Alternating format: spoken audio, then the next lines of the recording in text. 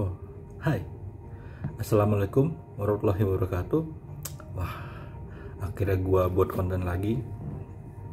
Pertama, gua tidak ada ide.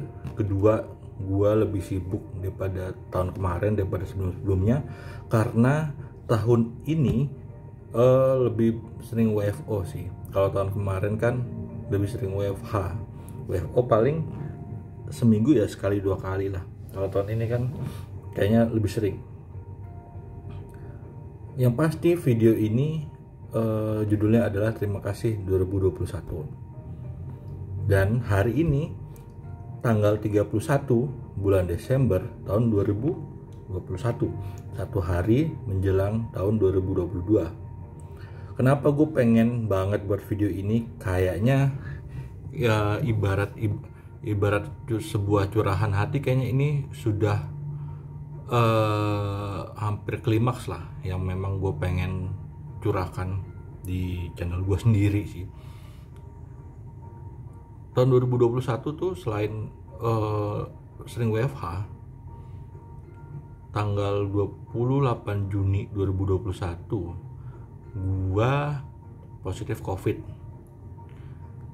Gua tertular dari nyokap gua yang tanggal berapa? Tanggal 25 apa 24 Juni tuh datang ke rumah gua, yang lu nggak bisa absen kalau nggak salah, nggak bisa absen atau nggak HP-nya nggak bisa gitu, gue lupa.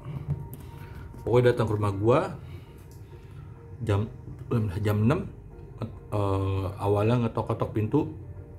Gue masih baru aja bangun itu. Gue bangun, dengar ada ngetok-ketok pintu rumah gue, ya gue bukain. Akhirnya intinya masuklah si nyokap gue, bilang nih, Fer, ini tuh HP mama nggak bisa gini. Udah gue bantu. Terus abis itu nyokap gue mengeluhkan bahwa oh mama lagi sakit nih, nggak enak badan. Akhirnya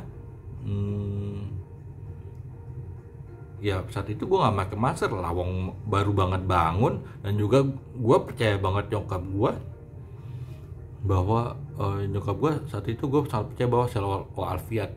Ternyata keesokan harinya tanggal 25 atau 26 Juni nyokap gue positif COVID dengan hasil PCR di kantor positif COVID. Dalam hati gue, orang tua gue selalu bawel ya, selalu cerewet sama gue. Apapun selalu cerewet. Bahkan soal kerjaan, hal terkonyol yang pernah gue dengar adalah menyamakan bidang pekerjaan gue dengan bidang pekerjaan orang tua gue. Dan gue challenge saat itu, tolong kerjakan pekerjaan saya selesai dalam 10 menit. Orang tua gue cuma bengong aja, dan counter attack, ya kamu jangan kayak gitu loh sama orang tua. Dalam hati saya, emang saya sekurang ajar apa? Emang saya kurang ajar bilang tolong kerjakan pekerjaan saya dalam 10 menit?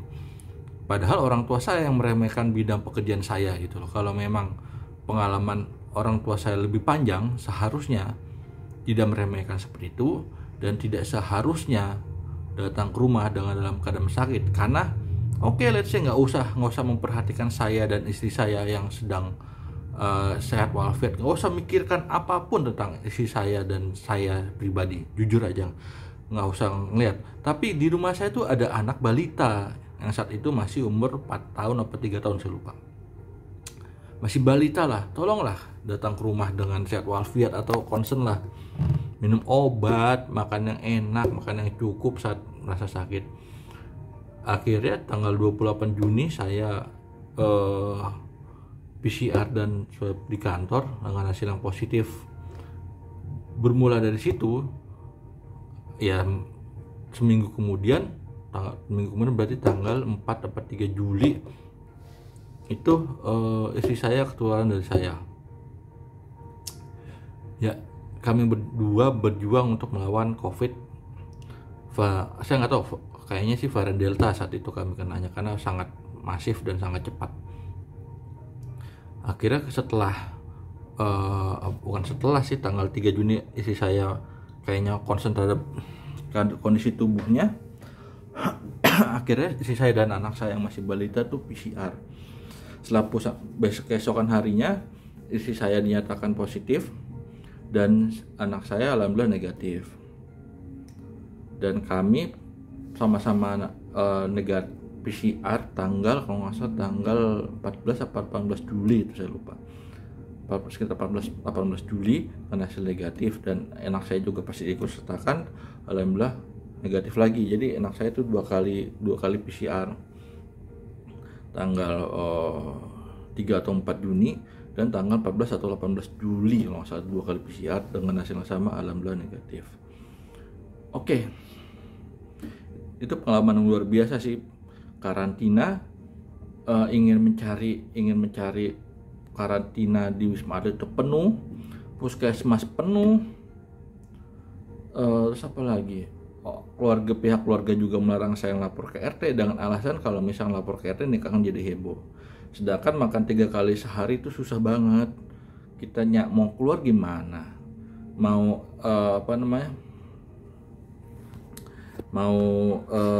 ojek online juga saya nggak ada cash, saya juga adanya ATM biasa. Akhirnya saya kebetulan punya M-Banking, ya udah saya yang backup lah saat itu. Terus apa lagi ya, hal terkonyol selanjutnya adalah minggu lalu mengerjakan tugas seseorang yang ingin naik tangga gitu. Ya saya nggak masalah, mau nggak dapat nggak apa. Yang terpenting adalah kalau misalkan nggak dapet ya jangan di-push seperti itu. Kalau misalnya dapet, ini ya saya disclaimer ya, saya adalah orang yang tidak masalah orang lain lebih capek dibanding saya, orang lain mengeluarkan lebih banyak keringat dibanding saya. Itu adalah hak mereka, 100% mereka berhak mendapatkan lebih dibanding saya karena mereka lebih capek dibanding saya, karena keringat mereka juga lebih banyak keluar dibanding saya. Jadi kalau misalkan ada yang misalkan nih 10 orang itu 9 dari 10 orang lebih capek dibanding saya, hak mereka dong untuk mendapatkan lebih dibanding saya. Dan apa hak saya untuk menuntut mendapatkan sama kayak mereka? Enggak. Yang jadi masalah adalah 9 dari 10 orang itu lebih capek dibanding saya dan mereka dapat. Lalu saya ikut bekerja sampai jam 2:30 atau jam 3 subuh, tidak dapat sama sekali. Apakah itu adil? Adil di mata saya adalah mereka yang lebih capek dibanding saya. Mereka capek dibanding saya, ya mereka berhak, sangat berhak. Demi Allah saya mendukung mereka lebih berhak dan mereka pantas untuk dapat lebih banyak dibanding saya. Tapi saya cuma minta sedikit kok, 100 ribu, 100 atau 200 ribu yang sesuai dengan tingkat kecapean saya. Itu aja yang saya keluhkan dalam hati saya. Terus saya pernah dijanjikan akan mendapatkan 5 juta subsidi trading kalau nggak salah, dan itu terdengar banyak saksinya gitu. Ya saya sebagai orang yang dewasa, saya sebagai orang yang bijak, ya udahlah, kan banyak saksi yang dengar itu. Dan juga saya demi Allah saya nggak nuntut kok, karena nggak nuntut dan juga ya ikhlas karena saya nggak capek saat itu. Untuk apa saya nuntut? Untuk apa saya kepikiran itu? Karena saya nggak capek dan saya juga nggak, dalam hati saya nggak berhak untuk mendapatkan 5 juta itu. Yang saya berhak adalah saya bekerja sampai subuh. Walaupun itu sekali, minimal 100-200 ribu lah saya dapat. Saya nggak minta makanan ya, saya nggak pernah minta apapun, saya nggak pernah minta makan, karena apapun yang saya dapat, yang pasti adalah itu untuk anak dan istri saya. Demi Allah, untuk anak dan istri saya, bukan untuk saya.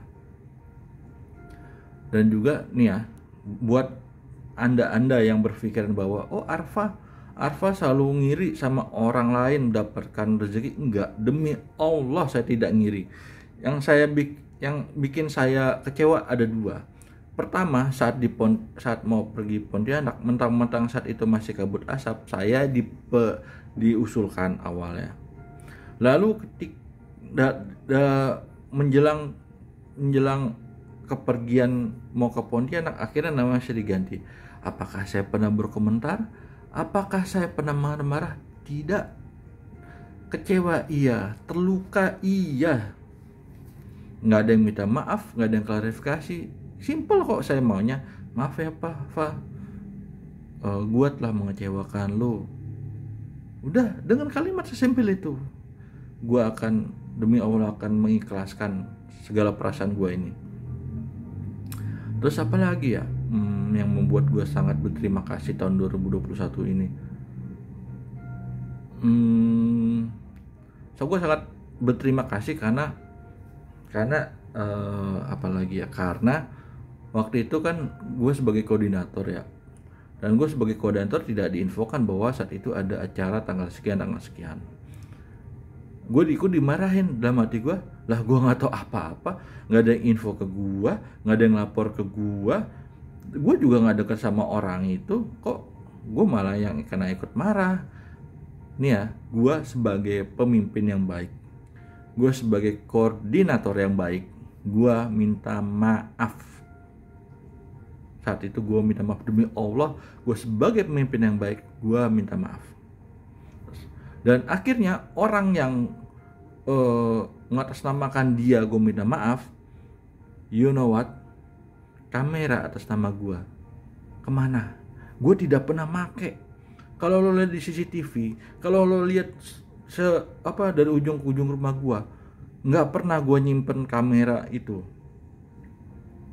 Dan akhirnya ada yang ngusut bahwa kamera itu ada sama temen dia.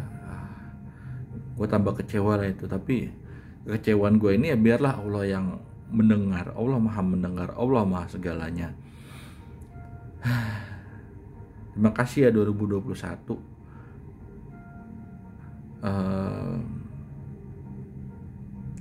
Ya semoga keluh kesah ini tidak menyinggung siapapun. Ya gue hanya mencurahkan hati gue. Kalau misalkan lo atau ada yang merasa apa yang gue katakan benar, ya memang benar adanya. Ngapain gue ngada-ngada? Ada saksinya, ada buktinya. Oh ya, selama pandemi gue tidak mendapatkan uang pulsa. Saat 2019 gue pakai abodemen dengan total 1 juta per bulan untuk pakai membeli mobile kredit dalam arti ya pulsa untuk sebagai wifi laptop gue. Apakah gue dapat 1% pun uang pulsa untuk bekerja? Tidak. Sayang sekali tidak ada history chat saya dapatkan uang pulsa 1% pun. Padahal saya juga ikut bekerja. Tapi ya coba hitung dari apa yang saya katakan, apa yang saya mendapatkan perbuatan ini, berapa banyak yang akan jadi ditimbang ketika nanti di akhirat. Karena mau minta maaf juga udah telat, mau minta maaf juga udah dicatat sama malaikat, mau menyesali juga udah didengar dan dilihat oleh Allah Subhanahu wa taala. Jadi untuk apa yang disesali dan untuk apa yang diminta maafkan? Karena kan semua itu sudah ditimbang, semua itu sudah didengar, semua itu sudah dilihat. Jadi kalau ada yang berbuat sesuatu dan percaya diri nantinya akan masuk surga, Anda salah sekali. Anda bukan umat beragama namanya, Anda adalah ya golongan kafaro nantilah. Kalau orang beragama pasti dia akan menimbang, menghitung, menjaga segala lisan dan perbuatannya supaya apapun yang ditimbang di akhirat nanti ya akan menjadi bahan pertimbangan dia masuk surga. Ya kalau misalkan setiap perbuatan, setiap lisan, setiap lakukan ke orang lain tidak baik, ya jangan percaya diri akan masuk surga, gitu aja. Ini saya tidak mendoakan ya. Ini segala sesuatu perbuatan saya, perbuatan kalian, perbuatan kita semua pasti akan dicatat, pasti akan ditimbang, pasti dilihat, pasti didengar oleh Allah Subhanahu wa taala. Itu aja sih ya. Terima kasih ya tahun 2021. Thank you atas segala perasaan ini. Terima kasih atas segalanya. Saya bersyukur, alhamdulillah. Thank you ya. Assalamualaikum warahmatullahi wabarakatuh.